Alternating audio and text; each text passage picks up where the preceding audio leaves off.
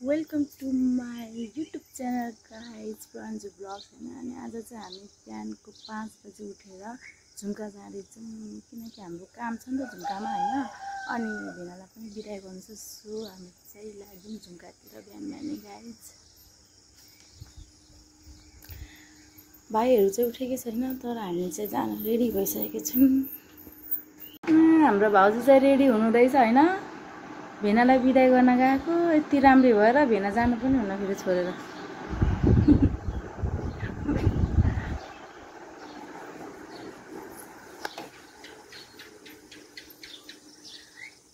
चराचुरुङ्गीहरू बोलिरहेको छ। बिहानको 5 बजे कुखुरा बोलिरहेको छ। बिहान उठ्दा चाहिँ फ्रेस हुन्छ। छिटो निस्किनु न भाउजू, ढिलो हुन्छ त हौ। 5 बजिसक्यो हौ, के साह्रो हौ। भेना त जानुहुन्छ छोडेर हाम्रा फेरि नभेटिकन। सफारी पर्खिरहेको छौँ। सफारीवाला नै उठिरहेको छैन बिहानै भए।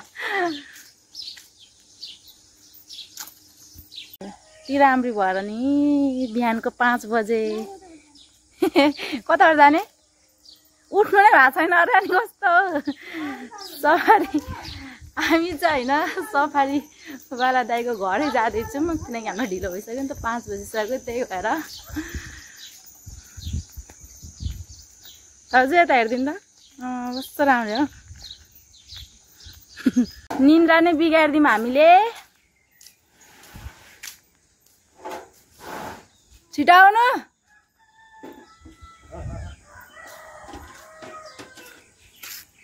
त्यहाँनिर गाडीले झन्डै हानेर गएन नि झ्यामराज। अङ्कल बिस्तारै कुदाउनु है। मलाई भाउजू त होइन झुम्का होइन कहाँ पुग्छौँ थाहा हुँदैन थियो होइन। हामी चाहिँ पुग्न आँट्यौँ। हामी चाहिँ झुम्का चोक पुगिसक्यौँ। तर के गर्नु जसलाई चाहिँ बिदाई गर्न आएको उहाँहरू नै घरबाट भर्खर निस्किनु भयो। हामी नै अगाडि आइपुग्यौँ। सो अब हामी चाहिँ वेट गर्नुपर्छ दिदी भेनाको। फोन गरिहाल्नु त भाउजू कहाँ पुग्नु भयो। बाटो चाहिँ यही हो होइन। दिदी भेना आउने त्यही भएर हामी यहाँ बस्छौँ एकछिन। दिदी भेना नआउँदा हामी चाहिँ चिया पिउँछौँ खान्छौँ होइन। चिया त पिउँछन् हजुर। हाम्रो सफारी अङ्कललाई पनि बिहान उठाएर लिएर आयौँ। त्यो राँगा बोक्ने झोला त ल्याउनु न बिर्सिम भने। मासु बोक्ने झोला होइन हो मासु लिन आएको राँगाको। हामी अस्तिको अचार बनाएको सक्यो नि त सबै। कस्तो मिठो छ नि चिया। अङ्कल चिया कस्तो लाग्यो तपाईँलाई। दामी छ हौ चिया त यहाँको। नेक्स्ट टाइम फेरि आउनुपर्छ चिया पिउनको लागि नै। हाम्रो चिया पनि सकिन आँटिसक्यो तर दिदी भेना आइपुग्नु भएको छैन। बाटो हेरिरहनु भएको छ कति बेला आउनुहुन्छ भनेर। भाउजूको आँखा उतै छ। High good morning. ओएमजी मलाई त मलाई पनि रुन आयो। कहाँ जानुभयो दिदी मेडिकल के गर्नु बिदाईको बेलामा। मलाई त अरे हाम्रो भेना चाहिँ उहाँ नै हो जानु हुँदैछ। आज छुट्टीमा आउनु भएको थियो।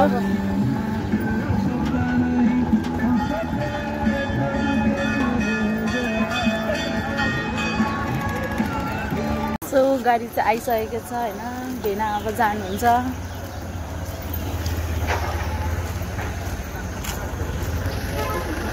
यही हाइएस्टमा जानुहुन्छ।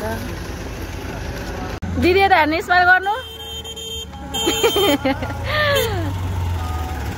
दुःख चाहिँ लास्ट दुःख हुन्छ होइन किनभने बुढाको छोडेर जाँदा मलाई त ठ्याक्कै मेरै बुढाको पनि याद आयो क्या। मलाई छोडेर जाँदा यस्तै भएको थियो। अब चाहिँ हामी कहाँ जाँदैछौँ मासु लिन होइन राँगाको मासु। राँगाको मासु लिएर चाहिँ हामी घर जान्छौँ। त्यसपछि हाम्रो बन्छ आज पनि मासुको अचार।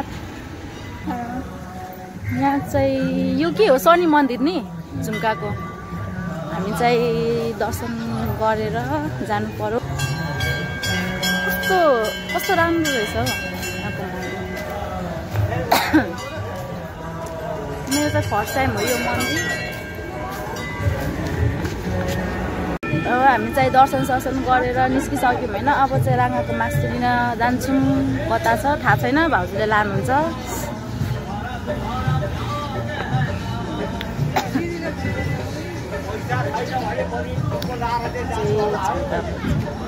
खोला चाहिँ सफारीमा रहेछ कुद्दै कुद्दै लिन आएको मासु लिने चाहिँ उतै रहेछ मन्दिरको छेउछाउ हामी चाहिँ जाँदैछौँ मासु लिन मन्दिरको छेउमा धारा त्यसपछि यता बस्ने ठाउँ होइन अनि पछाडि चाहिँ एक्सर्साइज गर्ने ठाउँ जस मन्दिरको डेकोरेट चाहिँ एकदम राम्रोसँग गरिएको छ र मलाई चाहिँ बिहान बिहान आज होइन मन्दिरको दर्शन पनि गर्न पायो भेनालाई बिदाई पनि प्लस राँगाको मासु पनि हाम्रो चाहिँ आज धेरै काम भइसक्यो बिहान बिहानै सो त्यहाँ पो रहेछ राँगाको मासु हो मैले त देखेकै थिएँ फर्स्ट टाइम हो नि त झुम्का बजारमा त्यति आउँदिनँ नि त त्यही भएर थाहा थिएन यहीँ रहेछ यहाँ त पुरा मेला लागेको छ त भाउजू राँगाको मासुको दिदी कता जानुभयो राँगाको मासु मलाई पनि एउटा रुमाल मिल्छ माग्छु बिर्से स्मेल आयो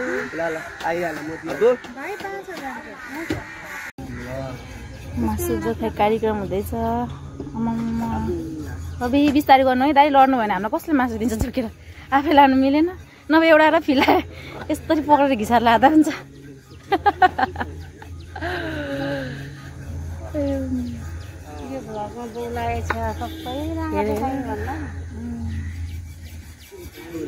हाम्रो 5000 गयो के गर्ने माया त लाग्छ तर के गर्नु मासु पनि आयो नि त सो हामी चाहिँ घरतर्फ लाग्दैछौँ होइन गाइस देख्न सक्नुहुन्छ यी राँगाको मासु 5500 को मासु अब घर गएर हामी चाहिँ स्टार्ट गरिहाल्छौँ होइन अब कसरी के कस्तो त्यो बनाएको चाहिँ मैले हिजोकै भिडियोमा हालेको चाहिँ हेर्न सक्नुहुन्छ मेरो युट्युब च्यानलमा सो बनाइसकेपछि चाहिँ भेट होला हाम्रो ढिलो छ तल मलाई चाहिँ लास्टै भारी भएर बिसाएको होइन दिदी अब घर जानुहुन्छ सिङ्या हामी पनि घर जान्छौँ हाम्रो सफारी अङ्कल चाहिँ उता हुनुहुन्छ घाम पनि आयो गर्मी पनि बढ्यो निन्द्रा लागेकै छ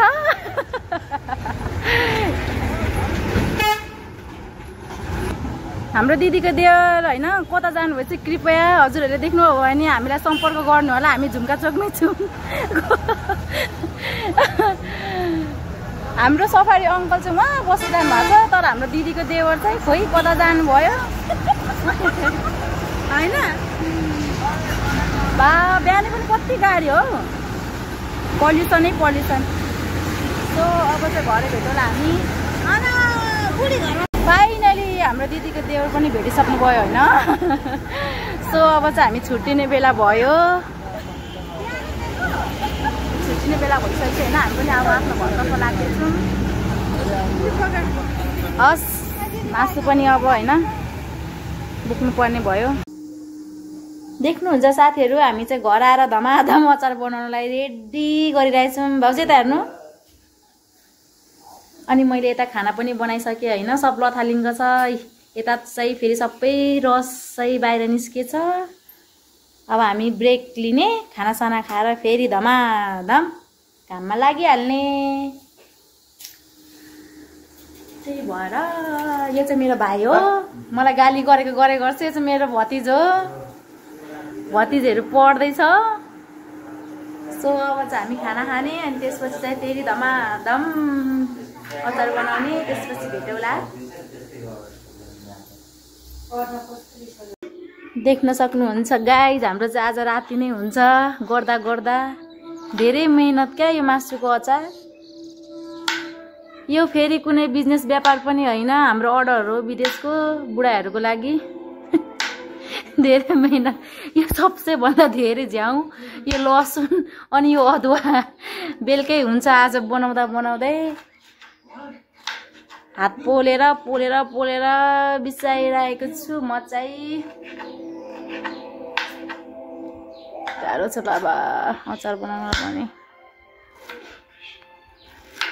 फाइनली होइन साथीहरू, दिनभरि नै लाग्यो यो अचारको लागि। हे भगवान् प्रभु परमेश्वर, होममेड अचार भनेको त यति मेहनत गर्नु पर्दो रहेछ नि।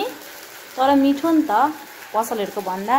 देख्न सक्नुहुन्छ यो सबै मसलाहरूलाई भुटभाट गरेर ग्राइन्ड गरेर सबभन्दा धेरै टाइम चाहिँ भनेको यो अदुवा लसुनमा चाहिँ टाइम लाग्यो हामीलाई है, एकदम धेरै टाइम लाग्यो क्या। अचार अब मिठो बनाउनु छ भने मेहनत पनि गर्नु पर्यो नि त।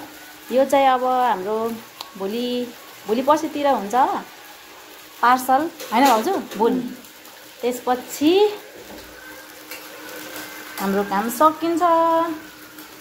हाम्रो जेठाजु दाइ र मेरो बुढाले त दर्रो अचार खाने भयो। स्टेप बाई स्टेप भिडियो देखाउन सकिनँ होइन, किनभने हाम्रो थुप्रा हेर्न सक्नुहुन्छ। बिहान कस्तो भएर गएको थियौँ, अहिले कस्तो भइसकेछ हालत। अचार बनाउने क्रममा धेरै मेहनत लाग्दो रहेछ। त्यही भएर होइन हाम्रो अचार बन्ने